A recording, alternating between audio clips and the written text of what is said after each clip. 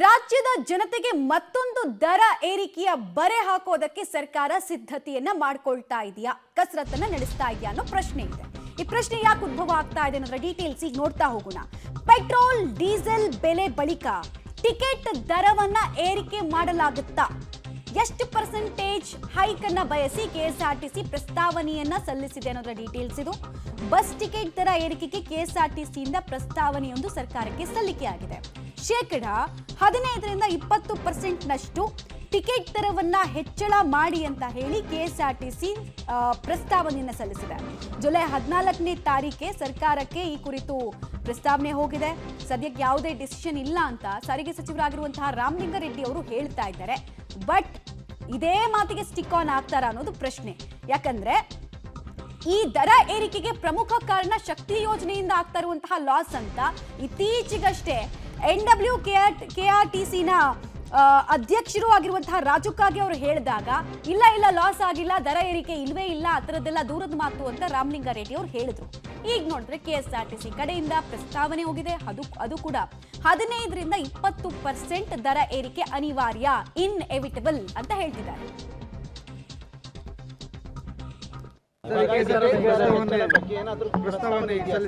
ತಕ್ಷಣಕ್ಕೆ ನನ್ನ ಮುಂದೆ ಏನು ಇಲ್ಲ, ಪ್ರಸ್ತಾವನೆ ಕಳಿಸಿದ್ದಾರೆ ಅಂತ ನಾನು ಇನ್ನೂ ನೋಡಿಲ್ಲ. ಏನಿಲ್ಲ, ನನ್ನ ಮುಂದೆ ಪ್ರಸ್ತಾವ ಯಾವುದೂ ಇಲ್ಲ. ತಕ್ಷಣಕ್ಕೆ ನನ್ನ ಮುಂದೆ ಏನು ಇಲ್ಲ, ಪ್ರಸ್ತಾವನೆ ಕಳಿಸಿದ್ದಾರೆ ಅಂತ ನಾನು ಇನ್ನೂ ನೋಡಿಲ್ಲ. ಏನಿಲ್ಲ, ನನ್ನ ಮುಂದೆ ಪ್ರಸ್ತಾವ ಯಾವುದೂ ಇಲ್ಲ. ಇದು ರಾಮಲಿಂಗಾರೆಡ್ಡಿ ಅವರು ಹೇಳ್ತಾ ಇರುವಂತಹ ಮಾತು. ಇಷ್ಟು ದಿನ ಅವ್ರು ಏನ್ ಹೇಳ್ತಾ ಇದ್ರು ಅಂದ್ರೆ ಪ್ರಸ್ತಾವನೆನೂ ಇಲ್ಲ, ದರ ಏರಿಕೆ ಸಂಭವನೂ ಇಲ್ಲ ಅಂತ ಅಲ್ಲಗಳಿತಾ ಇದ್ದವರು ಇವತ್ತು ಹೇಳ್ತಾ ಇದ್ದಾರೆ ಪ್ರಸ್ತಾವನೆ ಸಲ್ಲಿಸಿದ್ದಾರೆ, ಡಿಸಿಷನ್ ಆಗಿಲ್ಲ ಅಂತ ಡೀಟೇಲ್ಸ್ ಕೊಡ್ತಾರೆ. ಮಾರುತಿ ಇಷ್ಟು ದಿನ ಶಕ್ತಿ ಯೋಜನೆಯಿಂದ ಲಾಸ್ ಆಗ್ತಾ ಇದೆ ಅಂತ ಎಲ್ಲರೂ ಹೇಳ್ತಾ ಇದ್ದಾಗ ಇಲ್ಲ, ಲಾಸ್ ಆಗ್ತಾ ಇಲ್ಲ, ಇನ್ಫ್ಯಾಕ್ಟ್ ಲಾಭದಲ್ಲಿ ನಡೀತಾ ಇದೆ, ಮತ್ತೆ ದರ ಏರಿಕೆಯ ಪ್ರಸ್ತಾವನೆ ಇಲ್ವೇ ಇಲ್ಲ ಅಂತಿದ್ದವರು ಈಗ ಏಕಾಏಕಿ ಪ್ರಸ್ತಾವನೆ ಇದೆ, ಡಿಸಿಷನ್ ಆಗಿಲ್ಲ ಅಂತಿದ್ದಾರೆ. ಹಾಗಾದ್ರೆ ಜನರ ಜೇಬಿಗೆ ಕತ್ತರಿ ಬೀಳೋದು ನಿಶ್ಚಿತಾನ? ಎಷ್ಟು % ಹೈಕ್ ಆಗಬಹುದು? ಏನೇನ್ ಡೀಟೇಲ್ಸ್ ಸಿಗ್ತಾ ಇದೆ?